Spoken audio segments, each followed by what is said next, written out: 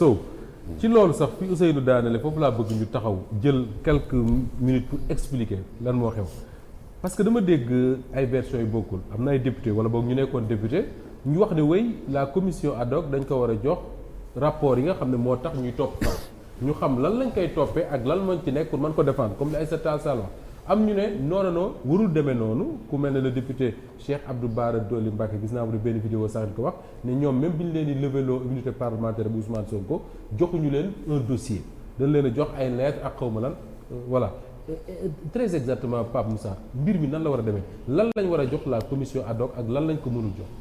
jërëjëf Moustapha xam nga mbir mi ñuy xew. bu dee les réponses les arguments sont politiques daanaka on est loin du droit bu ñu dellu si waatee nag dans le cadre juridique de l'affaire. oui au début foog naa répété nañ ko ci semaine passée li mën a saisir CENTIF. du dara exécutif mais boo xoolee procédure bi fi mu tàmbali. ba fii mu toll nii amul kenn ci. autorités yi nga xamante ne ñoom ñoo intervenir judiciaire wala leneen boo xamante ne am nga champ boo intervenir ñëpp dañ leen obligé à intervenir allant de l'organe bi nga xamante ne assujetti à faire une enquête saisir CENTIF kooku soit banque la te dans cette affaire je pense que c'est une banque assurance notaire wala dara ñooñu ñëpp ñi mën a saisir CENTIF foofu noonu yoon moo leen ko obligé donc soo dee dañ leen obligé mooy yoon moo leen obligé moo leen obligé daan mën na leen jëfee daan da leen ci fekk tey jii nii dans cette affaire banque bi saisir CENTIF bu ko saisirul woon ba enquête am ñu xam ne transaction yi nga xamante ne dañ koy bañ notamment sur la loi 2024-09 du 2 février donc du Macky Sall du 2 février 2024 loi boobu bu ne la boo jotee telle transaction saisiral CENTIF yow boo omettre loolu ba enquête jot ñu gis ne transaction bi am na te moment boobu noonu yow saisiroo CENTIF dañ lay associer à la procédure comme complice. D'accord. banque bi bu dee notaire la bu dee assurance la lu mu mënti doon kooku bu saisirul woon CENTIF bu ëllëg enquête amee ci kawam la ñuy dal en tant que complice benn moom mu jox CENTIF.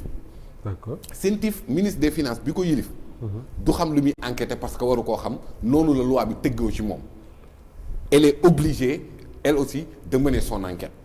CENTIF obligatoirement bu mënee enquête am ba pare rapport am jébbal ko procureur l'article 66 de la loi 2024-09 dafa obliger le procureur à saisir impérativement un juge d'instruction xam nga procureur dañuy faral di ne c'est le maître de l'opportunité des poursuites ici l'opportunité des poursuites est relativisée mayuñu ko choix donc dans cette affaire là amul marge bu ñu ko may boo xam danaan day xool ba xam jar na ko war a jaru ko am na ñoo xamante ne dañ koy placer sur les dérogations à l'opportunité des poursuites parce que bu ñu nee la l'opportunité des poursuites yow tu peux juger si c'est opportun ou pas mais fii il ne peut pas juger mënul xool naan non est-ce que c'est opportun ma yóbbu Farba mu muloo moom article 66 loi 2024-09 bi daf ko obligé mu poursuivre kon kooku amul champ de manœuvre ci côté boobu noonu li ko loi wax loolu lay def alors léegi bu ñu mënee résumer récapituler l'affaire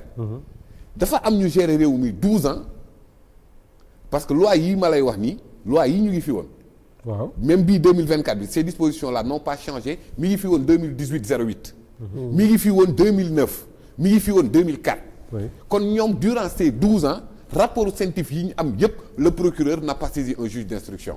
Donc durant 12 ans les procureurs yi fi jaar ils ont violé la loi. Absolument parce que loi bi moom moo wax loolu article 66 te boobu ba léegi gisoo ci rapport CENTIF bu mené à saisine de juge d'instruction kon 12 ans de violation de la loi il semble vouloir nous dire continuer à violer la loi parce que lii actes yi ñu fi teg yëpp ce sont des actes légaux yoo xamante ne loi bi moo obligé alors donc procureur bu yegsee ba foofu noonu mu gis ne saisine bi mu war a def au niveau du magistrat instructeur balaa moo déglu nit ki am na malaadu kaaraange il est immunisé lan la mën a def pour respecter la procédure normale impérativement il n'a pas de choix procureur aussi amatul choix foofu il n'a pas de choix il ne peut que saisir sa hiérarchie c'est-à-dire le procureur général qui à son tour saisit le ministre de la justice pour que le ministre de la justice mën leen defal benn acte administratif de levée d'immunité parlementaire. bala ngay sori si je comprends bien dans cette affaire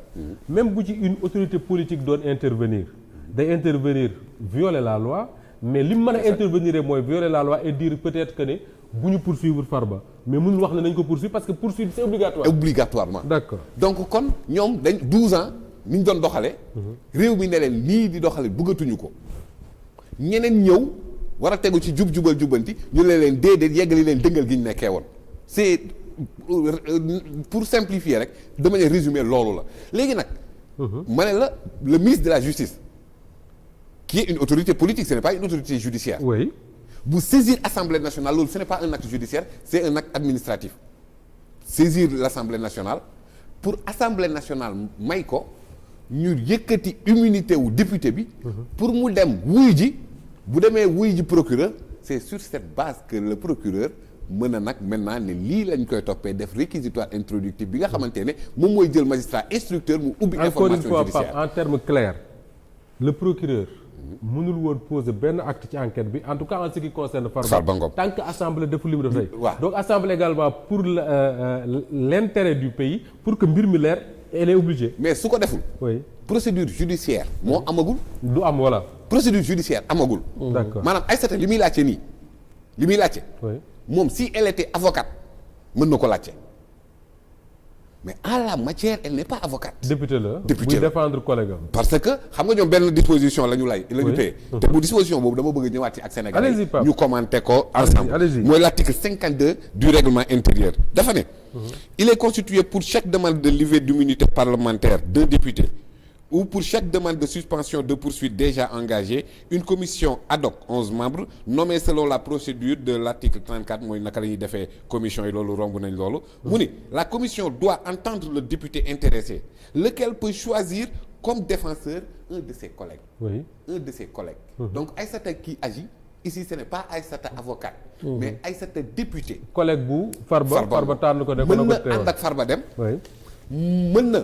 demal moom boppam kese mën na dem moom kese bu demee moom kese mënul laajte des éléments judiciaires du dossier parce que àggaguñ foofu élément wu dossier bi li Farba Ngom wax daf ci bokk te Farba demagul kon le dossier n'est pas encore complet li Farba war a wax parce que juge bi mënul jël benn mesure contre Farba te dégluwu ko le principe du contradictoire ci code de procédure pénale léegi moom dossier bi muy laaj lan moo ko tere mu jot ci dossier bi mooy Farba Ngom ñu déglu ko juge bi le procureur mënula am dossier bu complet tant que dégluwul Farba Ngom pour mën a xam. te su ko dégloo ba pare léegi avocat yi la ñuy waxal. mais non député bi boobu nag Aïssata bii ñëw du doon Aïssata député. avocat mais avocat boo xamante ne dès l'interpellation nee nañ règlement 5 UMOA. que ni avocat dafa la war a ñëw assister te bu ñu naree dem ci jugement foog mu am tous les éléments du juge loolu moom mooy la ñuy wax égalité des armes. d'accord ñoom. ñii di wax. y compris Aïssata Farba Ngom moom ci carrière de député bi yëpp. lui intitut personnel. Farba en tout cas déclaration yi ñu dégg ouvertement il a levé 8 immunités parlementaires. Farba wote na 8 immunités yu ñu yëg waaw li mu assumé publiquement. oui ñett yi nga xamante ne traque des biens mal acquis ci affaire CREI. oui Omar Sarr Abdoulaye Baldé ak Ousmane Ngom. Ousmane Ngom ci mbirum caisse d'avance Khalifa Sall. ci mbirum affaire Ndiaga Diouf Barthélémy Diaz. ci affaire Sweet Beauté Ousmane Sonko et dernier bi nga xamante ne moom moo ci am mooy les députés de PUR. 8 yooyu yëpp Farba Ngom jël na part ci levée immunité parlementaire. waaw donc kon levée immunité Farba lu mu xam la. lu mu xam la lu mu miin la lu mu def la. di jël parole di wax. boole ci ak le même règlement. avec le même règlement avec le même règlement intérieur moom Farba boobu noonu. amul benn ci yooyu noonu yëpp boo xamante ne les éléments du dossier xanaa secret enquête amatul procureur li muy wax mooy. yëkkatil leen ma ko ma déglu ko. te mu ñu jugement de waxuñu ne yaa def. mais sauf que la Pape dama déglu ñaari mbir. du ma wax sax yi ma liiroon ci presse bi ci suba mais tey rek. dama dégg l'ancien procureur de la CREI Aliou Ndao mu wax ne bi ñuy yëkkati immunité wu Ousmane Ngom Abdoulaye Baldé ak Omar Sarr moom ci boppam. moo yore woon dossier bi ay lettres la bindoon. jox ko procureur général parce que. yàlla mooy seede mu ñëw mais ma dégg beneen. mooy bi Abdou Mbow wax léegi. ne bi ñuy lever immunité Ousmane Sonko ñoom dañ leen a joxoon plainte Adji Sarr PV d'audition Adji Sarr PV d'audition wu Ousmane Sonko. même certificat médical bi le docteur defoon. loolu la waa ji wax. lu mu tudd Abdou Mbow Ousmane Sonko dégluwuñ ko boobu sax. mënoo koo déglu ñu koy lever dégluwuñ ko. mënoo koo déglu député la.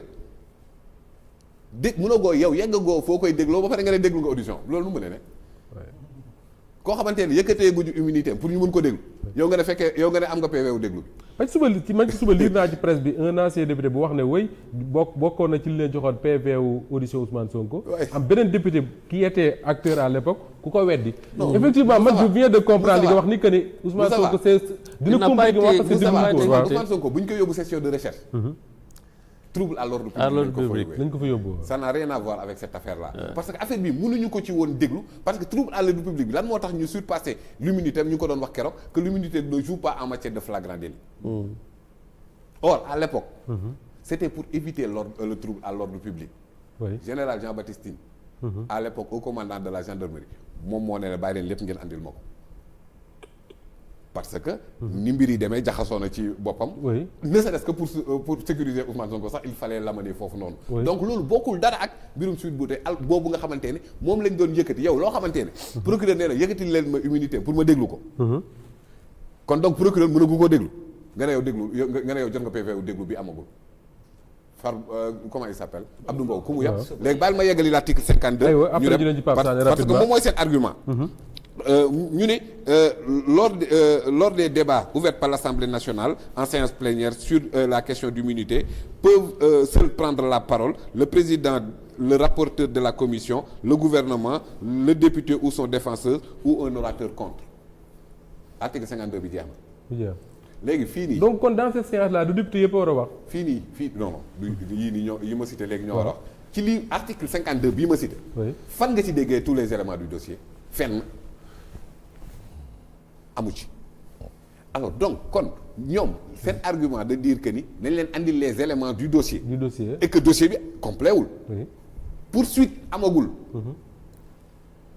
il faut comprendre que ni poursuite amagul contre Farba parce que dañoo nekk ci procédure parlementaire ñoom ñu ne la procédure judiciaire qui n'a pas encore commencé parce que lii moo ko téye ñu ne léegi nañ leen andil élément wu poursuite judiciaire bi amagul. ça pose problème alors Pape Sané dégg nga bu baax li Pape Moussa li ma bëgg ñu taxaw mooy cette procédure